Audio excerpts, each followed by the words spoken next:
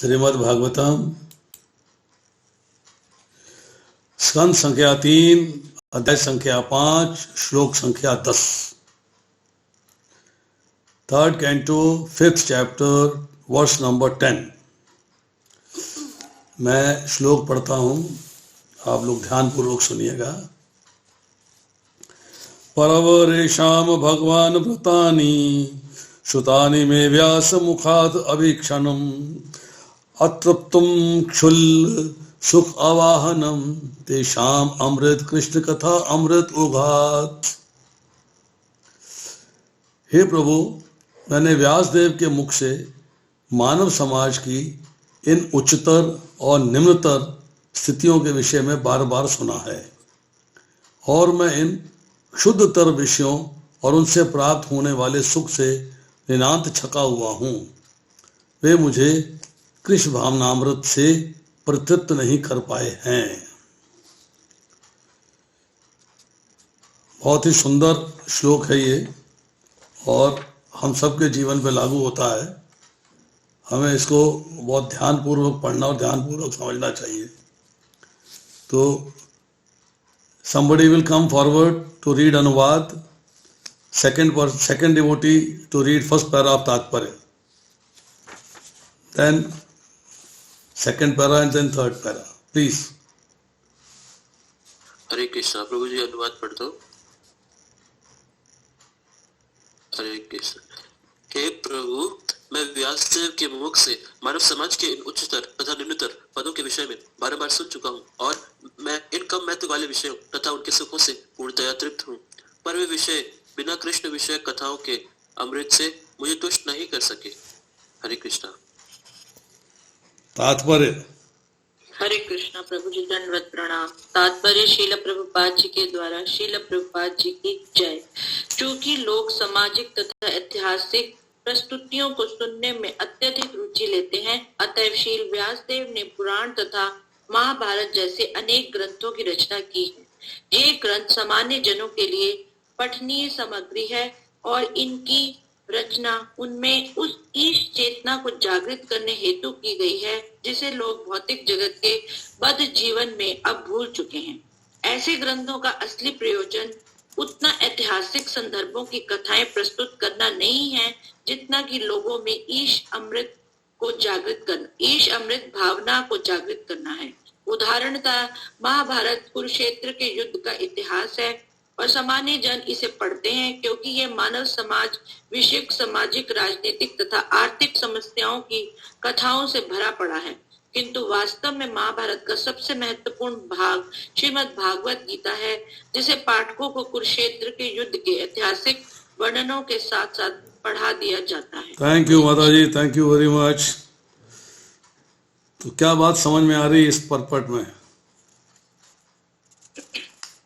हरे कृष्ण। दंडवत प्रणाम प्रभु जी। यस प्रभु। हाँ प्रभु जी, इससे समझ में ये आ रहा है कि मानव समाज में लोग अत्यधिक रुचि किसी इतिहास कथाओं को कथा के रूप में सुनने में ज्यादा रखते हैं और ज्ञान प्राप्ति के रूप में कम रखते हैं। तो इसलिए व्यासदेव जी ने इनकी रचना पुराण और महाभारत के रूप में इस प्रकार से करी थी कि लोग इनको सुनकर के और आगे ज्ञान प्राप्त कर सकें भगवान के बारे में और अपने इष्ट प्रेम को जागृत कर सकें।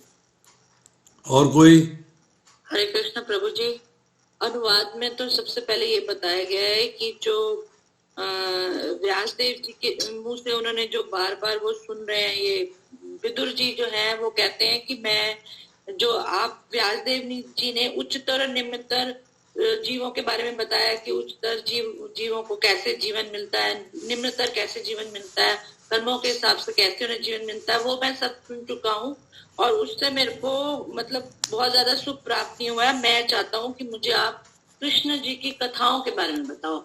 और फिर तात्पर्य में श्रील प्रभुपाद जी बता रहे हैं कि जो ये व्यासदेव जी ने ये पुराण और महाभारत जैसे ग्रंथों की रचना की है, तो लोग जो है वो उसको इंटरेस्ट लेते हैं कि क्या हुआ है, क्या घटनाएं बीती हैं, इस करके इंटरेस्ट लेके पढ़ते हैं। पर वो उनको ऐसा नहीं करना चाहिए, उन्हें ऐसे पढ़ना चाहिए कि जिससे उनकी जो वो भूल चुके हैं, बस जीवन में हम भूल चुके हैं कि हमारा ईश्वर कि हमारी ईश चेतना को जागृत करना है हमें। हम भूल चुके हैं कि हम इस जीवन में क्यों आए और भगवान के साथ हमारा क्या शुरू होना है।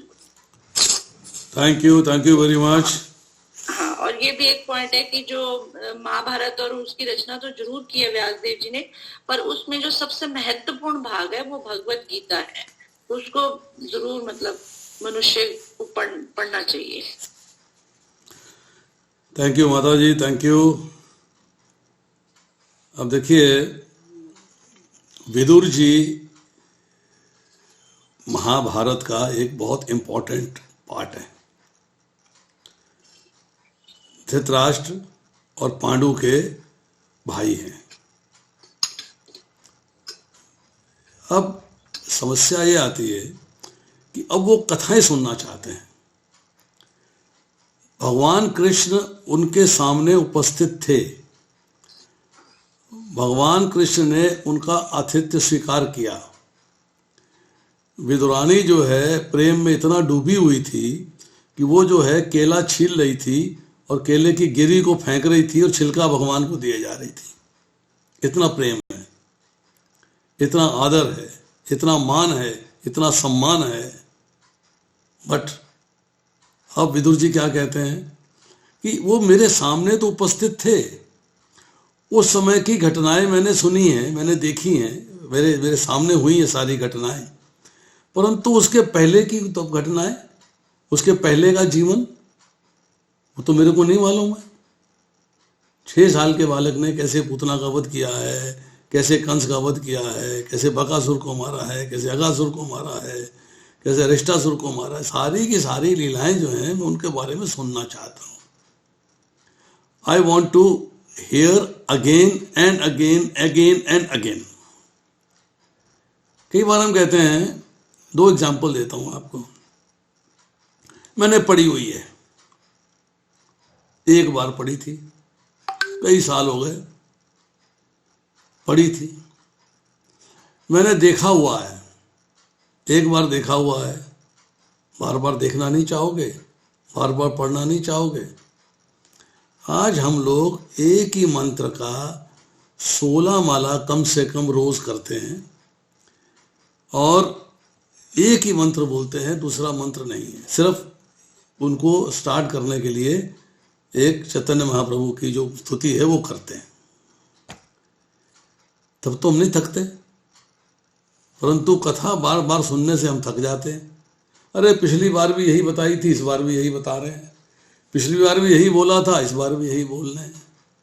तो लोग जो है उनके लिए आवश्यक है जानना कि जो भगवान की कथाएं हैं इनको सुन के तृप्ति नहीं मिलनी चाहिए। You should not be satisfied. Again and again, again and again, again and again. हमने बचपन में रामलीला देखा करते थे, हर साल इंतजार रहता था।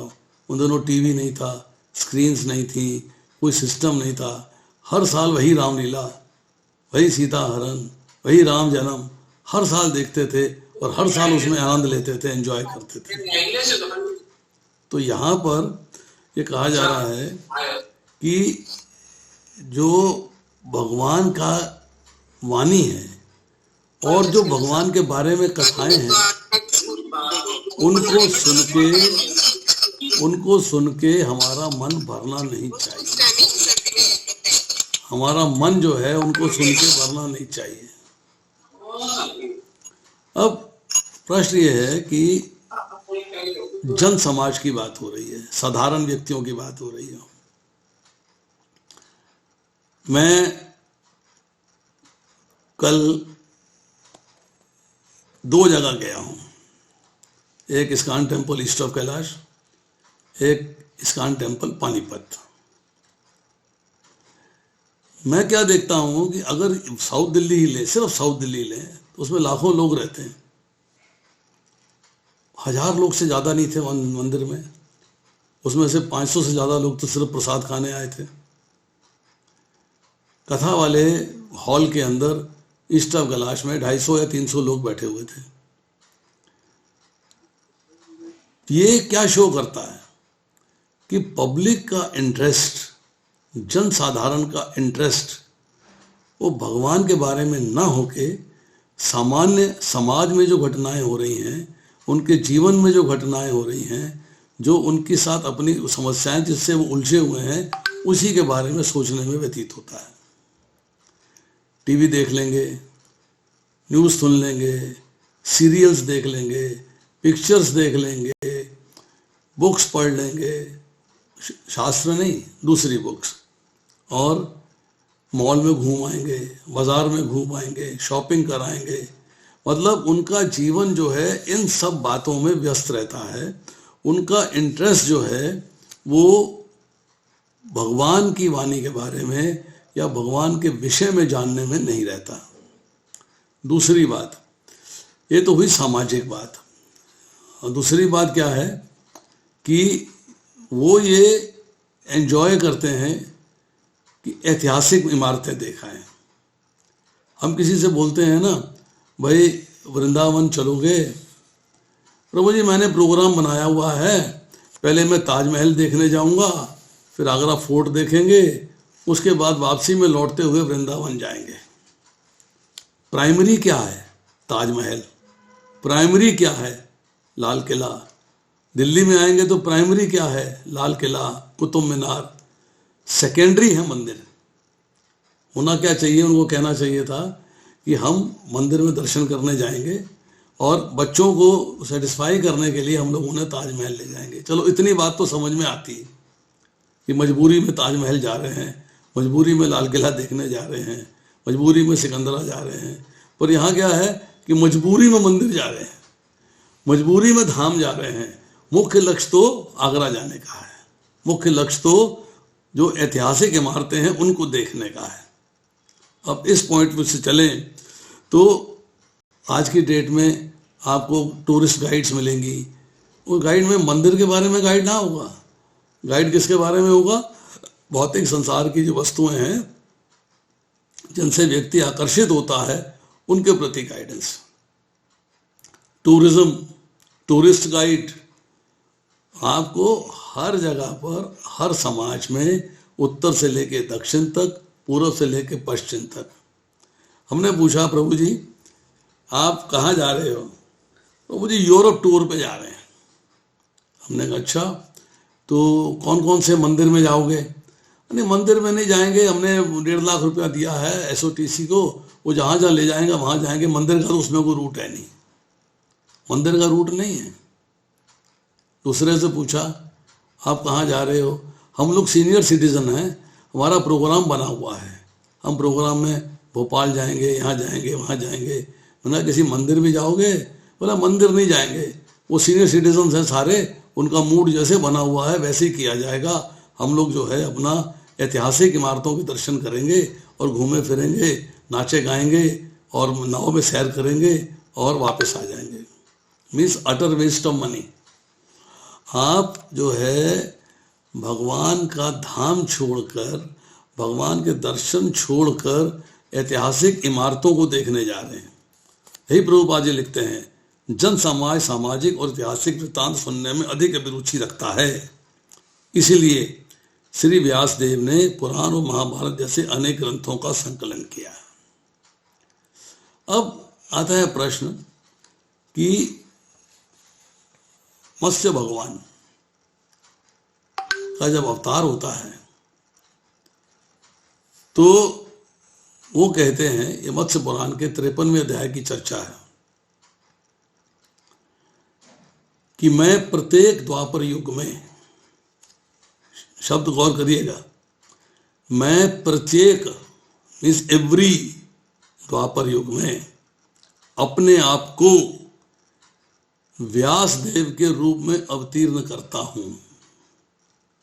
Means he presents himself as lord Vyasadeva. Then तब मैंने जो है सबसे पहले पुण्यप्रद पुराणों का संकलन किया। उसके बाद वेद, उपनिषद, अलग इतिहास की बातें आई। तो उन्हीं पुराणों में जो मुख्य पुराण है वो है श्रीमद् भागवतम।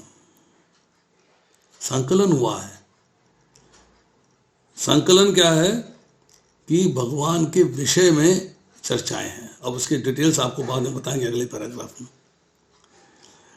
पर जो वैश्य हैं, जो शूद्र हैं, या स्त्रियां जो कि गुरुकुल नहीं जा सकती थी, चाहे उच्च वर्ण की हो, ब्राह्मण वर्ण की हो, क्षत्रिय वर्ण की हो, पर उन दोनों गुरुकुल में स्त्रियों के रहने की व्यवस्था नहीं थी, तो उनको ज्ञान कैसे मिलेगा? How will they get knowledge? उनको ज्ञान की प्राप्ति कैसे होगी? कोई तो तरीका होना चाहिए ना। उनको अनपढ़ छोड़ दें, अज्ञान में छोड़ दें? नहीं, उनको भी ज्ञान प्राप्त करने का पूरा अधिकार है, पर उस समय के अनुसार जो सामाजिक व्यवस्था थी, जो समाज की संरचना थी, उसके अंदर स्त्रियों के लिए गुरुकुल की व्यवस्था नहीं थी। इसीलिए व्यासदेव जी ने महाभारत और वाल्मीकि रामायण, अब इसके बारे में चर्चा का आपको डाउट होगा मेरे शब्दों पे, और पुराण, इनकी रचना करी है इन लोगों के लिए जो कि वेद और उपनिषद पढ़ने के लिए उनके पास समय का अभाव था, नंबर 1, नंबर 2 स्थान का अभाव था, नंबर 3 गुरुकुल का अभाव था, तो उनको ज्ञान देना है। बट आफ्टर ऑल जो है महाभारत की रचना होनी है, तो कैसे होगी? लिपिबद्ध कौन करेगा? पहले ज्ञान प्राप्त होता था श्रुति से, सुनने से। अब सुनने से ज्ञान प्राप्त होगा तो महाभारत सुनाएगा कौन और सुनेगा कौन? तो व्यासदेव जी ने सोचा कि मैं इसको लिपिबद्ध कर दूं, संस्कृत में मैं बोल दूं, और कोई इसे लिख दे। कौन लिखेगा? ये समस्या आ गई। बोल तो मैं दूंगा, एग्रीड, पर लिखेगा कौन? तो सजेशन आया कि लिखेंगे गणेश जी। उन्होंने गणेश जी का स्मरण किया, उनका आवाहन किया, गणेश जी प्रकट हो गए। आज्ञा करिए, आदेश करिए, भगवान क्या सेवा करूं आपकी। मैं महाभारत को लिपिबद्ध करना चाहता हूं। तो मेरा मन ये है कि मैं बोलूंगा और आप उसे लिपिबद्ध कर दें। मैं बोलूंगा और आप उसे लिपिबद्ध कर दें। गणेश जी कहते हैं कि मैं लिखता बहुत तेजी से हूं, मैं लिखता बहुत तेजी से हूं, सोच लीजिएगा आप। मैंने कहा ठीक है, मैं बोलता जाऊंगा, आप लिखते जाना। रुकेंगे नहीं? बोला रुकूंगा नहीं। बोले ठीक है। गणेश जी ने एग्रीमेंट कर लिया कि व्यासदेव जी बोलेंगे और मैं लिखूंगा। व्यासदेव जी बोलते हुए रुकेंगे नहीं और मैं लिखते हुए रुकूंगा नहीं। मेरी स्पीड बहुत फास्ट है, मेरी फास्ट स्पीड के अनुसार ही उनको फास्ट बोलना पड़ेगा। अब व्यासदेव जी ने सोचा है ये तो मैं जंजाल में फंस गया। भाई आफ्टर ऑल रचना करनी है, संरचना करनी है, मेरे को उसको रचित करना है, तो इतना फास्ट मैं कैसे कर पाऊंगा? तो उन्होंने गणेश जी से कहा कि आपकी शर्त मैंने मान ली है, अब मेरी भी एक शर्त है आपसे। बोले कहिए। बोले मेरी शर्त ये है कि आप बिना समझे श्लोक को लिखेंगे नहीं, आप समझेंगे फिर लिखेंगे। तो गणेश जी कहते हैं क्या मुश्किल है, हो जाएगा, डन। दोनों का एग्रीमेंट हो गया। और एग्रीमेंट होने के बाद जो है व्यासदेव जी ने बोलना शुरू किया। 1 लाख श्लोक है महाभारत में, 1 लाख।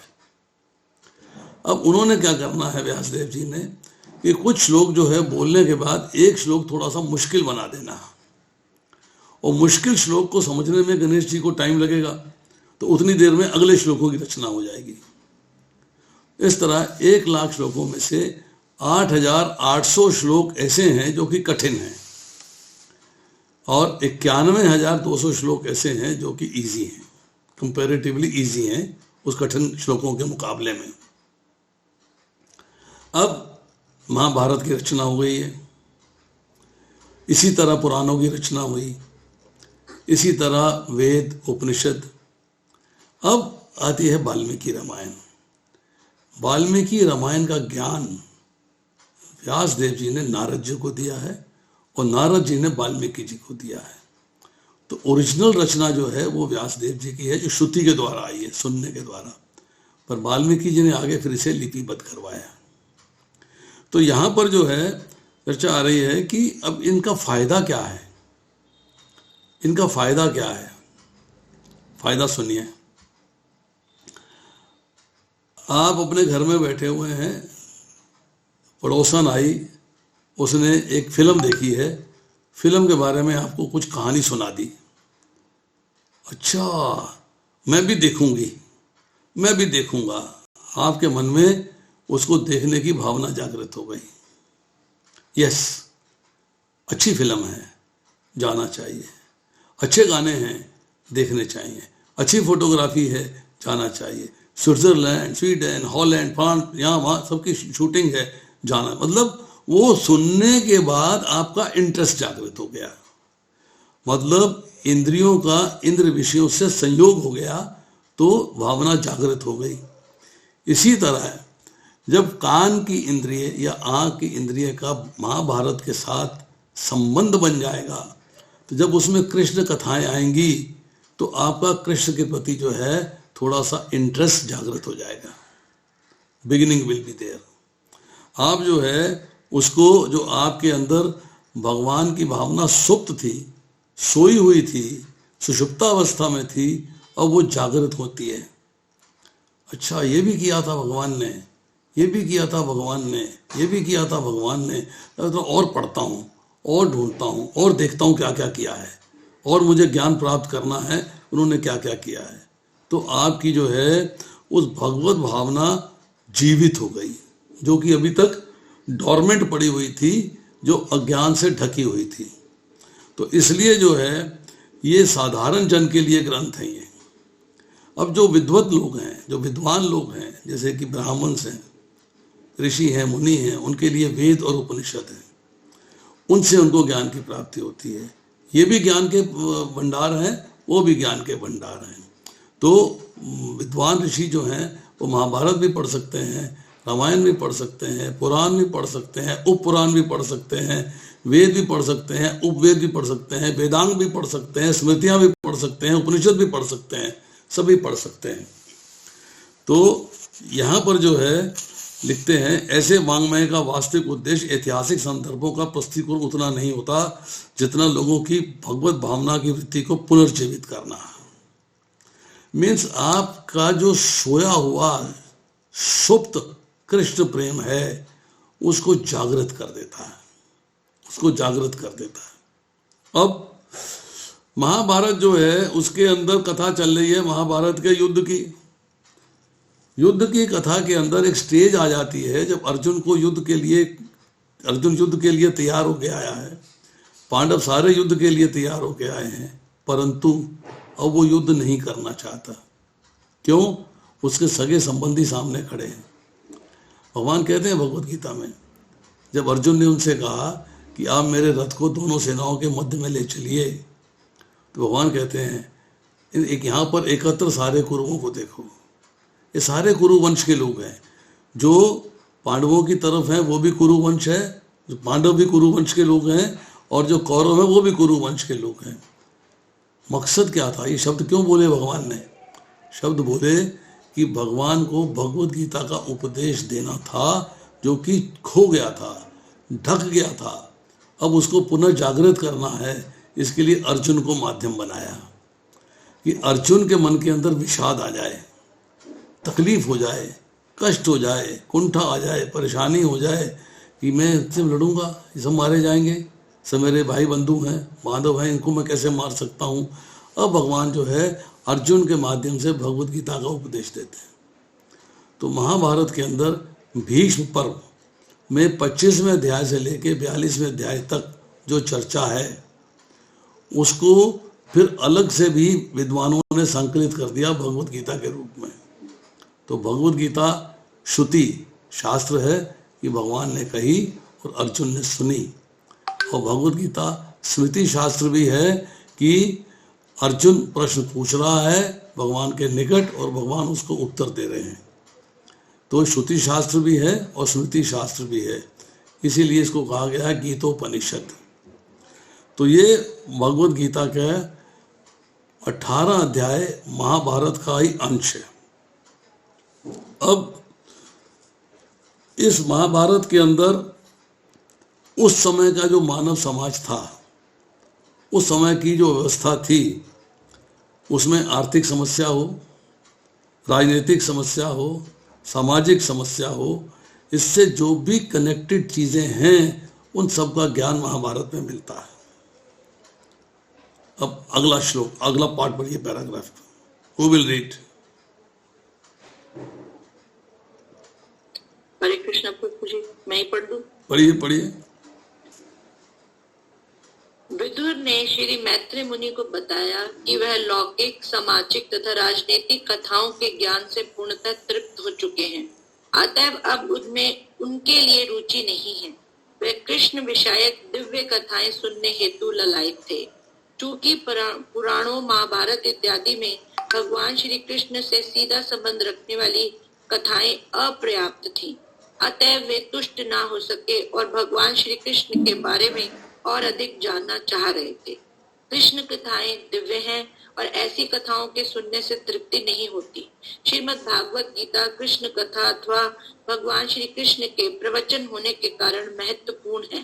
कुरुक्षेत्र के युद्ध की कहानी आम जनता के लिए रोचक हो सकती है, किंतु भगवत भक्ति में अत्यधिक आगे बढ़ चुके विदुर जैसे व्यक्ति के लिए कृष्ण कथा से जुड़ी कथाएं ही रोचक हैं। विदुर श्री मैत्री मुनि के मुखारविंद से सारी बातें सुनना चाहते थे, इसलिए उन्होंने उनसे पूछा, किंतु फिर भी उन्होंने इच्छा प्रकट की कि ये सारी कथाएं भगवान के संबंध में हों। जिस तरह अग्नि कितना भी ईंधन जला डालने से कभी तुष्ट नहीं होती, उसी तरह शुद्ध भगवत भक्त भगवान श्री कृष्ण के विषय में जितना सुनता है वह कम ही होता है। ऐतिहासिक घटनाएं तथा अन्य सामाजिक एवं राजनीतिक बातें भगवान श्री कृष्ण से संबंधित होते ही दिव्य बन जाती हैं। संसारिक बातों को आध्यात्मिक रूप में बदलने का यही तरीका है। ये सारा जगत वैकुंठ बदल जाए यदि सारे संसारिक कार्य कृष्ण कथा से जुड़ जाएं। थैंक यू माता जी, थैंक यू। अब देखिए, फिर हम आज के संदर्भ में बात करते हैं। आप भौतिक संसार की बात कर रहा हूं, आध्यात्मिक संसार की बात नहीं कर रहा हूं।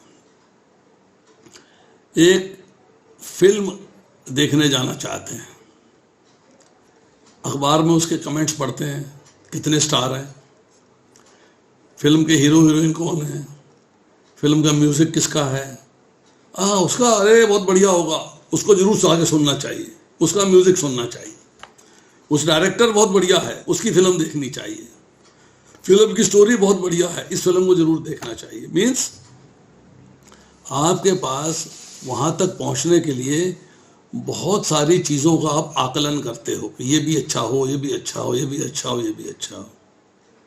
यहां पर वो कह रहे हैं कि सामाजिक संसार, भौतिक संसार, राजनीतिक संसार के बारे में तो बहुत चीजें ज्ञान है, हमको बहुत नॉलेज है, परंतु भगवान के शब्द जो उनकी वाणी है, जो उनके मुखारविंद से प्रकट हुए हैं, उससे बढ़िया कुछ और हो सकता है क्या? अब सोच के देखिएगा। दिव्य हैं भगवान, दिव्य हैं, उनके शब्द भी दिव्य हैं। अब दिव्य शब्दों को मैं समझना चाहता हूं, दिव्य शब्दों को मैं सुनना चाहता हूं, समझना चाहता हूं और फिर निष्कर्ष निकालना चाहता हूं उसमें क्या कहा गया। But there is a problem कि शब्द तो दिव्य हैं पर मेरी बुद्धि दिव्य नहीं है, मेरी बुद्धि साधारण है, माया की बनी हुई है, माइक बुद्धि है, तो कैसे समझ में आएगा? How will I understand that? भाई अगर आप जो है आसामी का गाना सुनना चाहते हो तो आसामी आनी चाहिए ना आपको। अब उड़िया सुनना चाहते हो तो उड़िया आनी चाहिए, अब तेलुगु में सुनना चाहते हो तेलुगु आना चाहिए, मराठी वाला मराठी में आना चाहिए। पर भगवान की वाणी सुननी है तो हमारी बुद्धि भी दिव्य होनी चाहिए, उसके बिना हम भगवान की वाणी समझ नहीं सकते और भगवान से बढ़िया कोई बोल नहीं सकता, क्योंकि तो सुप्रीम है, वो तो सुप्रीम है। तो सुप्रीम व्यक्ति की सुप्रीम वाणी को हम अपनी जो है इंफीरियर बुद्धि से कैसे समझ पाएंगे? तो इसका ज्ञान भी जो है भगवान ने भगवत गीता में दिया। तेषाम सतत युक्ता नाम भजताम प्रीति पूर्वकम ददामि बुद्धि योगम तम ये मामू बयानती थे। ददामि बुद्धि योगम तम, मैं बुद्धि देता हूँ। भगवान कहते हैं इंटेलिजेंस मैं देता हूँ। जैसे उन्होंने विराट स्वरूप देखने के लिए अर्जुन को आंखें दी कि तुम साधारण नेत्रों से मेरे विराट स्वरूप को नहीं देख सकते, इसलिए मैं तुम्हें दिव्य नेत्र दे रहा हूँ। इसी तरह भगवान कहते हैं दिव्य बुद्धि मैं दूंगा जिससे तुम मेरी वाणी को समझ सकोगे। पर कंडीशंस अप्लाई। कंडीशंस क्या हैं? तेषाम सतत युक्ता नाम भजताम प्रीति पूर्वकम, जो लोग निरंतर मेरे भजन में प्रीति पूर्वक लगे रहते हैं, मतलब भगवान का भजन करना है, प्रीति पूर्वक करना है और निरंतर करना है, लगातार करना है। हर क्षण उनका स्मरण रहना चाहिए, मन मना हर क्षण स्मरण रहना चाहिए। तस्मात् सर्वेषु कालेषु, हर काल में मेरा चिंतन करो। अनन्य चिंतो यंतो याम, तुम्हारे चिंतन में मेरे सिवाय कोई नहीं होना चाहिए। अनन्य चेता सत्यम यो, लगातार मेरे तुम्हारी चेतना में मैं होना चाहिए। जब वो स्थिति आ जाएगी तो हमको जो है भगवान दिव्य बुद्धि देंगे और दिव्य बुद्धि से हम भगवान की दिव्य वाणी के शब्दों को समझ पाएंगे। तो अब विदुर जी क्या कह रहे हैं कि मैं जो है इस सामाजिक ज्ञान, क्योंकि मैं मंत्री था, मुझे सब ज्ञान है, राजनीतिक ज्ञान है, मुझे लौकिक विषयों का ज्ञान है, सब जानता हूँ, क्या क्या हुआ है सब मेरी दृष्टि में, सब मैंने देखा हुआ है। पर इनसे मैं थक गया हूँ, तृप्त हो चुका हूँ, हम सेटिस्फाइड, मतलब मैं अब उससे बोर हो गया। आज की भाषा में बोलेंगे मैं बोर हो गया हूँ, अब मेरा उसमें इंटरेस्ट नहीं है, कोई रुचि नहीं है। अब मैं चाह रहा हूँ कि भगवान के जो दिव्य लीलाएं हैं, भगवान के जो विषय में दिव्य विषय हैं, मैं उनकी चर्चा सुनना चाहता हूँ, उनको सुनना चाहता हूँ कि जो कार्यकलाप भगवान कृष्ण से संबंधित हैं उनके बारे में आप मुझे ज्ञान दीजिए। I want that. मैं ये नहीं चाहता जो आज की तारीख में चल रहा है, मैं वो नहीं चाहता। सामाजिक ज्ञान मुझे नहीं चाहिए। मुझे ज्ञान प्राप्त हुआ उसमें जो कृष्ण मेरे सामने थे उसका ज्ञान प्राप्त हुआ है। वो जो सामने मेरे घटनाएं हुई हैं वो मुझे पता है, परंतु मेरे सामने आने से पूर्व मथुरा में, गोकुल में, वृंदावन में, नंदग्राम में, बरसाने में, द्वारका में, प्रभास क्षेत्र में जो घटनाएं हुई हैं उनके बारे में मैं सुनना चाहता हूँ और अधिक जानना चाहता हूँ। यहाँ प्रभुपाद जी लिखते हैं भगवद गीता कृष्ण कथा है। भगवद गीता के 3 भागों में डिवाइड करते हैं उसको, संबंध ज्ञान, अभिधेय ज्ञान और प्रयोजन ज्ञान। संबंध ज्ञान का अर्थ है कि भगवान से मेरा संबंध क्या है। अभिधेय का मतलब है उस संबंध को कैसे निभाना है, मुझे भगवान के साथ अपने संबंध को कैसे निभाना है। और प्रयोजन, ये दोनों कार्य जो किए हैं, संबंध ज्ञान को प्राप्त करना और उसको कैसे निभाना, ये मैं क्यों करूं, किस लिए करूं, what is the need.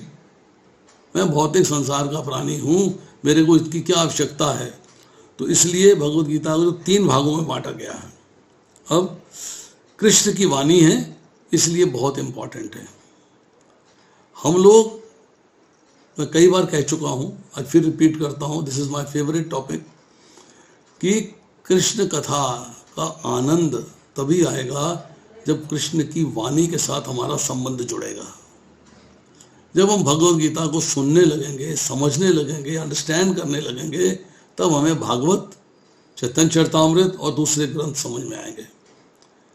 Prabhupada ji लिखते हैं क्वेस्ट फॉर एनलाइटनमेंट चैप्टर 7, उसमें लिखते हैं कृष्ण धाम जाने के लिए कृष्ण प्रेम आवश्यक है और कृष्ण प्रेम प्राप्त करने के लिए भागवतम इज द बुक, और भागवतम को समझने के लिए Bhagavad Gita is the book. तो भगवद गीता को हमें पढ़ना चाहिए।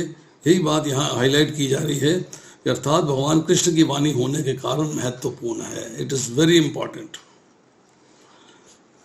फिर प्रभुपाद लिखते हैं कि साधारण व्यक्ति के लिए, जन समूह के लिए कुरुक्षेत्र के युद्ध की कथा अच्छी हो सकती है, किंतु जो अब कथा सुनने के बाद भगवान को प्राप्त करना चाहता है, भगवान के साथ संबंध जोड़ना चाहता है, भगवान के साथ संबंध को निभाना चाहता है, उसके लिए चाहिए कृष्ण कथा या कृष्ण विषयक कोई ना कोई मैसेजेस हो, ये उसको चाहिए।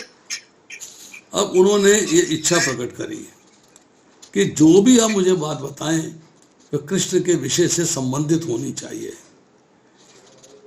और एग्जाम्पल क्या देते हैं प्रभुपाद, जैसे अग्नि जो है उसमें जितना भी ईंधन डालते जाओ जलाती जाएगी, कभी तृप्त नहीं होती। इसीलिए मैं कृष्ण कथा का श्रवण करने से, वर्णन सुनने से कभी भी तृप्त नहीं होऊंगा, कभी भी तृप्त नहीं होऊंगा। I will not be satisfied. What I want is you give me more and more and more and more Krishna कथा। वही आज के संदर्भ में हमारा भी इंटरेस्ट होना चाहिए कि हमें ज़्यादा से ज़्यादा कृष्ण कथा सुनने का, कृष्ण कथा पढ़ने का। पढ़ना भी सुनना है, आंखों से सुनना है। पढ़ते हैं तो प्रैक्टिकली सुनाई हो रहा है, सुनते हैं तो बेसिकली पढ़ाई हो रही है। दोनों इंद्रियां दोनों काम करती हैं।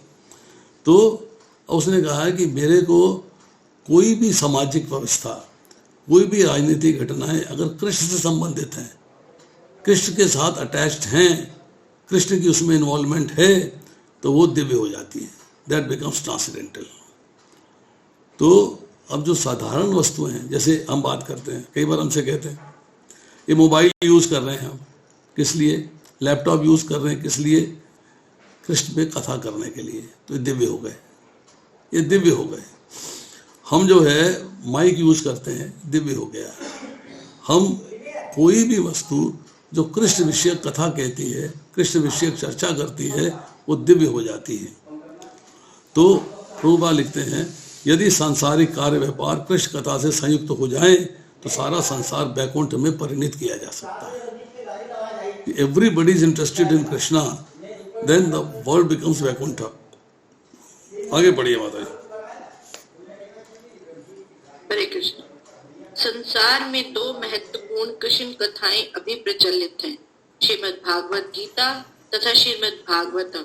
श्रीमद् भागवत गीता कृष्ण कथा है क्योंकि इसे भगवान श्री कृष्ण ने कहा है, जबकि श्रीमद् भागवतम इसलिए कृष्ण कथा है क्योंकि इसमें श्री कृष्ण के विषय में कहा गया है।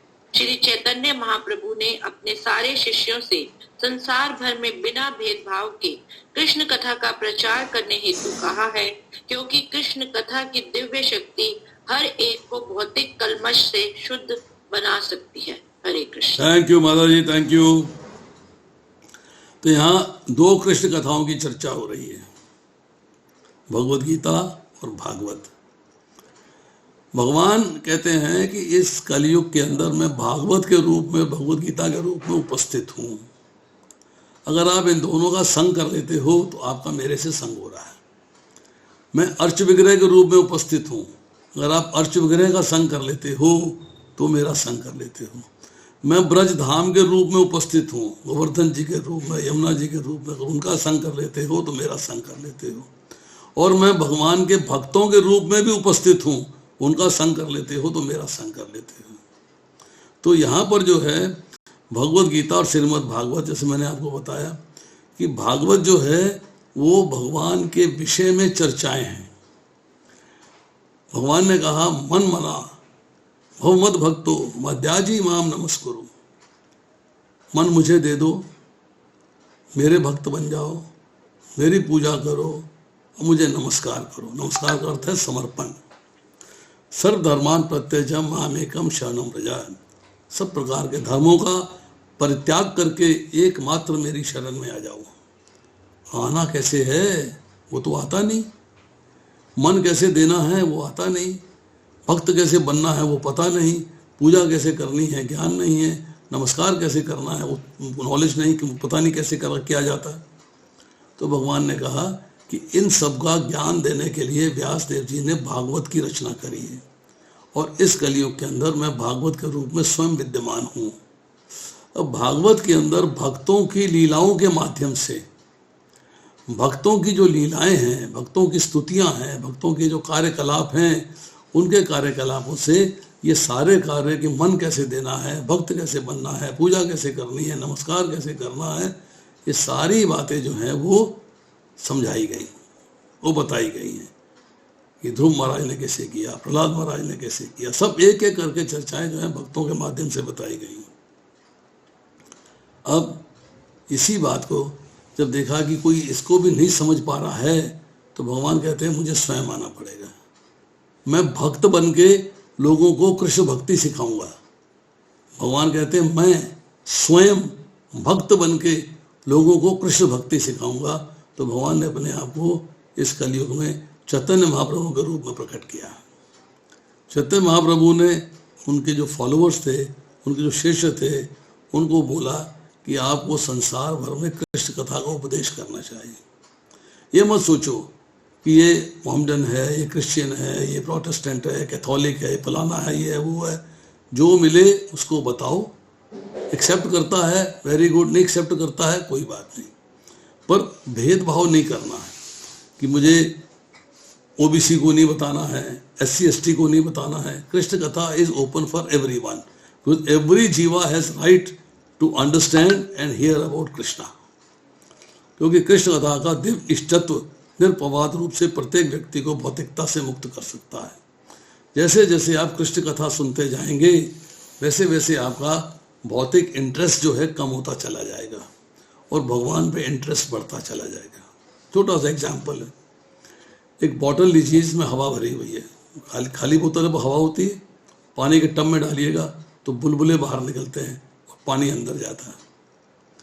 जो भौतिकता है वो बुलबुला है, हवा के रूप में है, वो हवा हवाई हो जाएगा।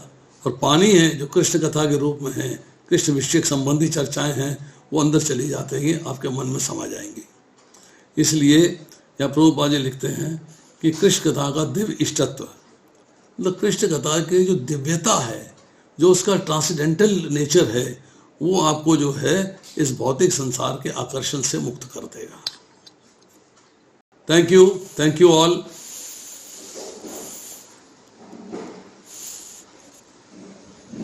Any question?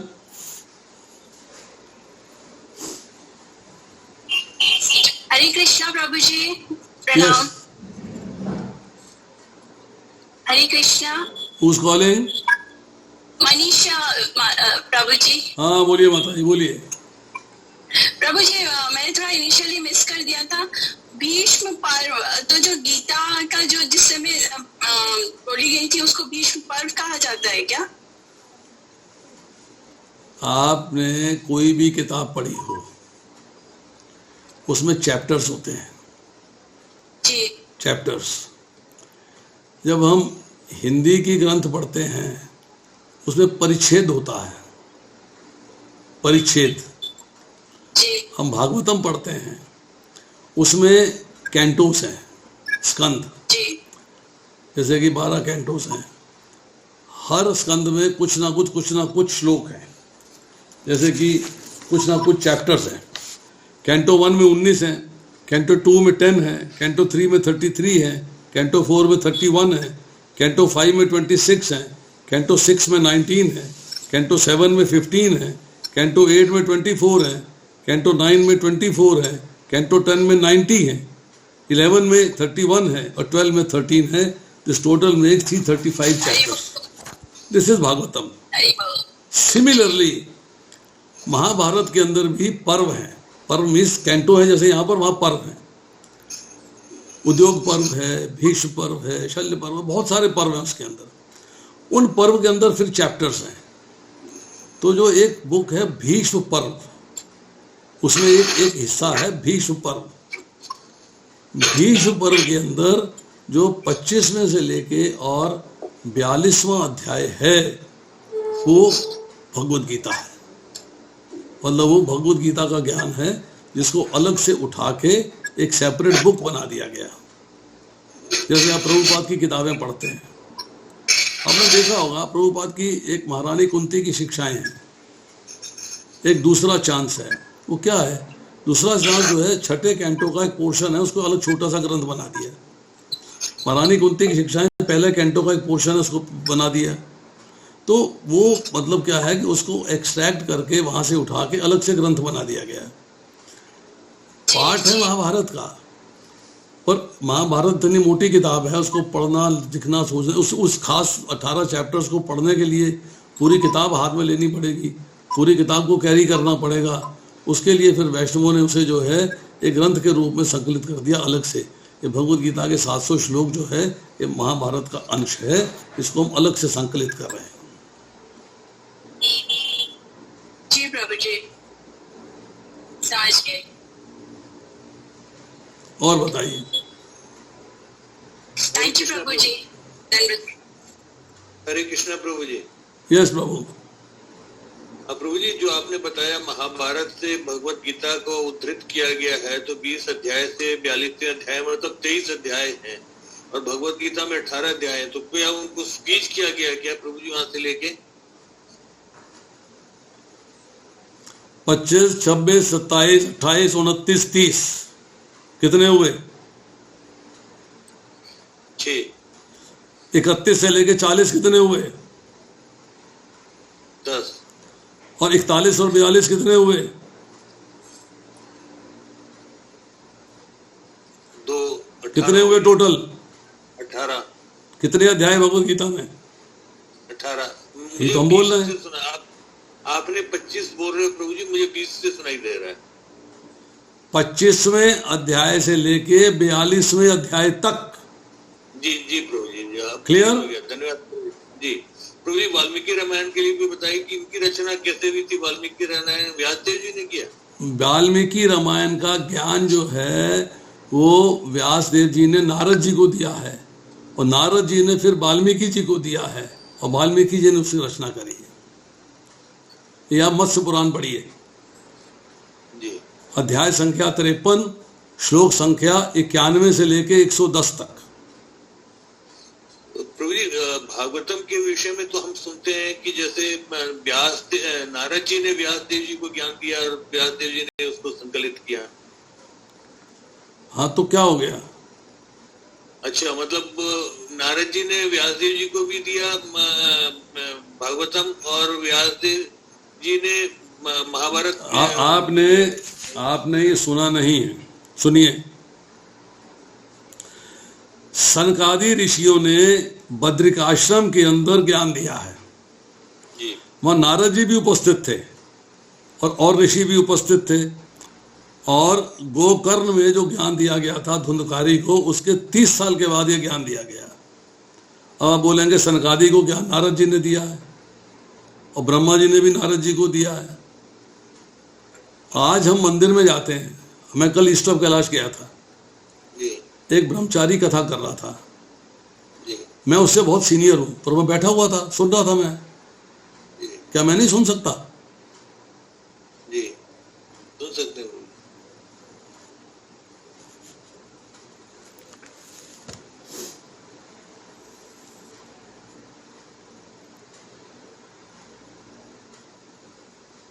और कोई?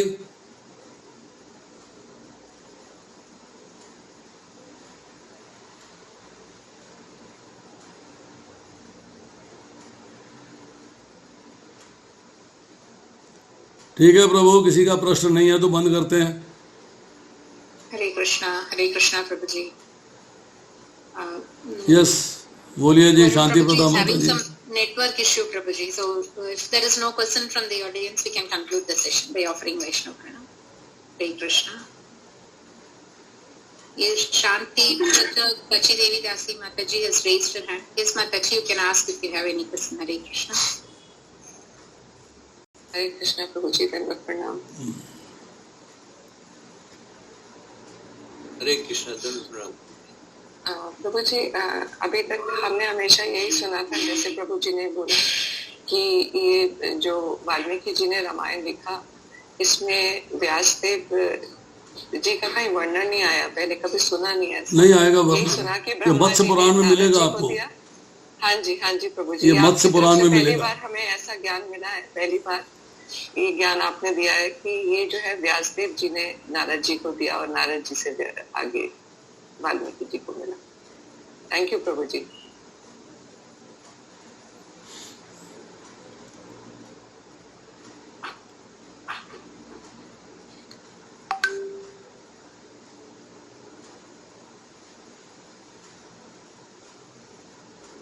Hare Krishna.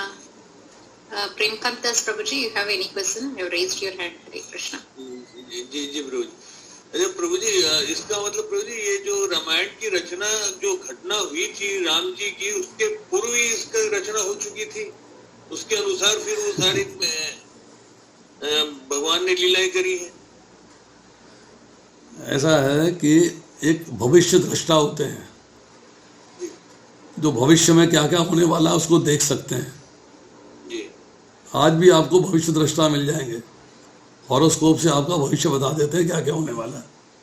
जी तो ये जो है भविष्य दृष्टा है सारे। ब्रह्मा जी को सारा ज्ञान है कब क्या होना कब क्या नहीं होना, पराशर मुनि को सारा ज्ञान है, व्यासदेव जी को सारा ज्ञान है, नारद जी को सारा ज्ञान है, जी कब कब क्या क्या होना उन्हें पहले से पता है।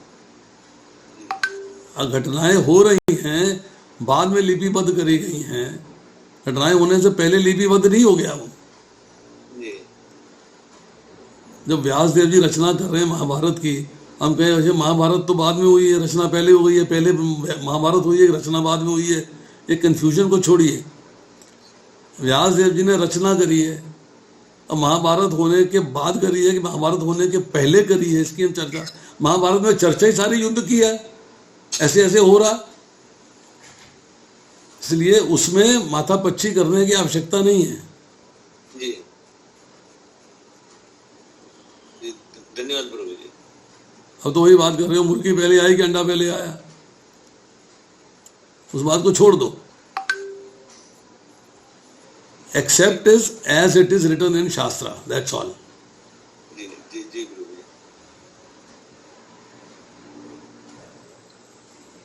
धन्यवाद। हरे कृष्ण। हरे कृष्णा प्रभु जी। यस, दंडवत प्रणाम प्रभु जी, अभिक्रिया बोल रही हूँ। बोलो जी बोलो। प्रभु जी, जैसे हम लोग प्रश्न उत्तर करते हैं, जैसे आप समझाते हो कि भाई भगवान सब कुछ है, बहुत दिनों से सुनते आ रहे हैं कि भाई भगवान ही परम है, कृष्ण ही परम है, हर चीज सुनते हैं, तो हमें अपनी बुद्धि में ये बिठा लेना चाहिए। तो हम जैसे अलग अलग प्रश्न करते हैं तो हम कहीं संशय बुद्धि तो नहीं हो जाते? क्या हो जाता है, कौन सी बुद्धि हो जाती है?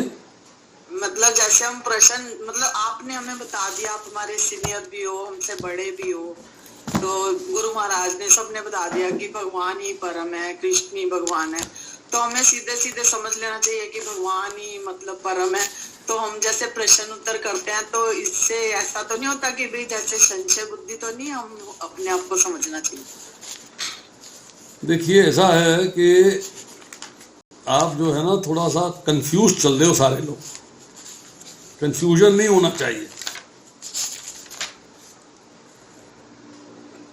प्रश्न का अर्थ क्या है? जो चीज भगवान कृष्ण के संबंध में है, जो हमें भक्ति में आगे ले जाए, वो प्रश्न वैलिड है। जी प्रभु। जो भगवान कृष्ण से संबंधित नहीं है, खोज खबर निकालती है, वो इनवैलिड हो जाता है। जी। नंबर 1। नंबर 2, मैं आपसे कहता हूं कि A B C D, ये A क्यों है, ये D क्यों नहीं है, ये D ऐसे क्यों नहीं लिखते, B को ऐसे क्यों लिखा जाता है, S के S ऐसे क्यों नहीं लिखते आप? जी। I की जगह T को ऐसे क्यों नहीं लिखते? जी। बिकॉज किसी विद्वान व्यक्ति ने अल्फाबेट्स बनाए और वो परंपरा में चलते आ रहे हैं और हम उसको जो है ब्लाइंडली फॉलो कर रहे हैं, उस पर हम खोज खबर नहीं करते जी। कि ए ऐसे कब लिखा गया, कौन सी शताब्दी में, कौन से दिन, कौन से समय, कौन से वर्ष, किस व्यक्ति द्वारा। प्रभुपाद जी लिखते हैं बड़ी सुंदर बात, घर में लगी है आग, अब मेज कुर्सी लेके बैठने नहीं करोगे भाई किसने लगाई, कैसे लगाई, कहाँ लगी, कौन सी तार जल, अरे बाहर निकलो भाई पहले। जी जी जी। हम लोग जो है टाइम वेस्ट करते हैं आलतू फालतू की बातों में। शास्त्र कह रहा है स्वीकार कर ले, that's all, simple as that. तो प्रश्न करना मतलब कि ठीक है, और भगवान के विषय में या भगवान हाँ के जी, भक्तों भगवान के से विषय में संबंधित प्रश्न करना होना ठीक है। चाहिए, जी चैलेंजिंग नहीं होना चाहिए। जी प्रभु जी जी। तद चैलेंज विधि तो करना प्रणिपातेन परिप्रश्नेन सेवया, जी। मतलब विनय पूर्वक विनम्रता पूर्वक प्रश्न होना चाहिए जो भगवान विषयक हो। जी आग लगी है तो बाहर निकलना है, इसलिए नहीं कि आप कैसे लगी, क्यों लगी, किसने लगाई, कहाँ कौन आया था, कौन गया था, कौन सी तार जली, अरे उसको छोड़ भैया, पहले बाहर निकल। तो हम लोग जो है बहुत सारी बातें ऐसी होती हैं जो अब हमने पढ़ा है, हमने आपको बता दिया। अब हमसे पूछे आपने कौन सी किताब से पढ़ा था, कौन सी लाइन थी, कौन सा पेज था, कौन सा ईयर ऑफ एडिशन था, अरे मुझे याद है क्या? जी जी जी जी। मेरे घर की लाइब्रेरी में कम से कम भी 300 किताबें हैं। जी मैंने कौन सी किताब कब पढ़ी थी, कौन से मुझे कहाँ से नोट लिया था, मुझे खुद नहीं याद है, पढ़ा था ये मुझे पता। बाहर बैठना भी तो जरूरी।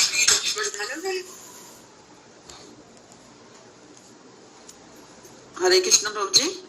यस, प्रभु जी वो कल आपको रोहिणी मंदिर में आना था तो आप आए नहीं, तो आप अब कब आओगे? मैं आऊंगा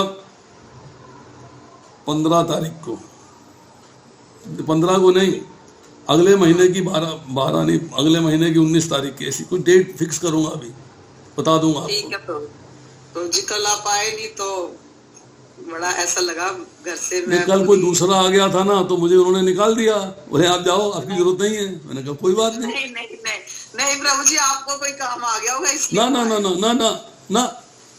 अच्छा, कल मैसेज आया था जी पुणे से कोई भक्त आ गए हैं, वो लेक्चर देंगे। मैंने कहा जी बहुत अच्छी बात है। बॉम्बे से? बॉम्बे से? बॉम्बे से, जहाँ से भी आए थे वो। मेरा कल लेक्चर था, पहला सवेरे पंजाबी बाग में देना था। मेरी तबीयत ठीक नहीं थी, गला मेरा खराब था, अभी भी चौकड है, तो मैं पंजाबी बाग को मैंने मना किया। रोहिणी में लेक्चर था, उसके बाद मुझे पानीपत जाना था जी। तो मैं फिर कल दोपहर में ईस्ट ऑफ कैलाश चला गया, ईस्ट ऑफ कैलाश से फिर मैं पानीपत गया हूँ।